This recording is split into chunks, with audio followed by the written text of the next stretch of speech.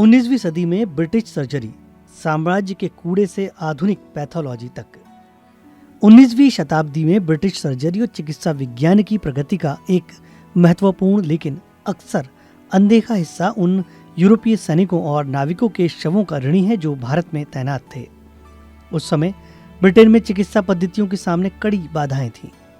1832 के anatomy act से पहले शवों की आपूर्ति इतनी सीमित थी कि सर्जनों को अक्सर पुनरुत्थानवादियों और लाश चुराने वालों पर निर्भर रहना पड़ता था। इसके विपरीत औपनिवेशिक भारत के सैन्य और नौसैनिक अस्पताल एक सत्य की प्रयोगशाला के रूप में कार्य करते थे, जहां बिना किसी रोक टोक के नियमित रूप से शव विच्छेदन किए जाते थे। इन वैज्ञानिक जांचों के विषय मुख्य रूप से वे पुरुष थे जिन्हें रॉबर्ट क्लाइव ने प्रसिद्ध रूप से इंग्लैंड का कूड़ा करकट कहा था। इसके प्रमुख कारणों में सम्मिलित था उष्णकटिबंधीय बीमारियों का बढ़ता प्रभाव, जिसके कारण ये सैनिक और नाविक चौंका देने वाली दर से मर रहे थे। ब्रिटेन के विपरीत यहाँ उनके अवशेषों पर दावा करने वाला या चाकू चलाने पर आपत्ति जताने वाला कोई परिवार नहीं था।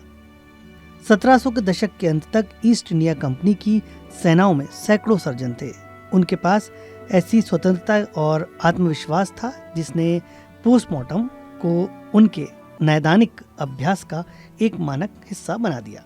यह हॉस्पिटल मेडिसिन चिकित्सा सोच में एक मौलिक बदलाव था। 18वीं सदी की चिकित्सा लगभग पूरी तरह से बाहरी लक्षणों के अवलोकन पर निर्भर थी, लेकिन भारत में सर्जनों ने बिस्तर पर किए गए अवलोकन बिसाइड ऑब्जर्वेशंस का मिलान शरीर के आंतरिक रुग्ण स्वरूप मॉर्बिड अपीयरेंसेस से करने के लिए शरीर के भीतर देखना शुरू किया। उदाहरण के लिए, जब जेम्स जॉनसन 1800 के दशक की शुरुआत में कैरोलिन जहाज पर तैनात थे तो उन्होंने रेमिटेंट फीवर से मरने वाले पुरुषों का विच्छेदन किया।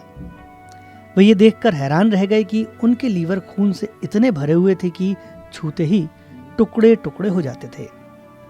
ये निष्कर्ष टिश्यू पैथोलॉजी के प्रारंभिक विकास का कारण बने। आमतौर पर माना जाता है कि यह क्षेत्र क्रांतिकारी पेरिस में विकसित हुआ, लेकिन वास्तव में स्वतंत्र रूप से ब्रिटिश भारत में विकसित हुआ। जॉनसन जैसे चिकित्सकों ने इन शव परीक्षाओं का उपयोग क्यूटेनियो हेपेटिक सिंपैथी के सिद्धांत को प्रतिपादित करने के लिए किया। एक विश्वास की उष्णकटिबंधीय गर्मी त्वचा के पसीने और पित्त स्राव के बीच एक घातक संबंध पैदा करती है। इस वैज्ञानिक प्रगति का एक काल पक्ष भी था। इसने इस विचार को स्थापित करने में मदद की कि यूरोपीय शरीर मौलिक रूप से उष्णकटिबंधीय क्षेत्रों के लिए अनुपयुक्त है और समय के साथ इसका पतन हो जाएगा। इस अभ्यास का अंतिम परिणाम विशाल पैथोलॉजिकल संग्रहालयों का निर्माण था, जैसे कि कलकत्ता मेडिकल कॉलेज का संग्रहालय।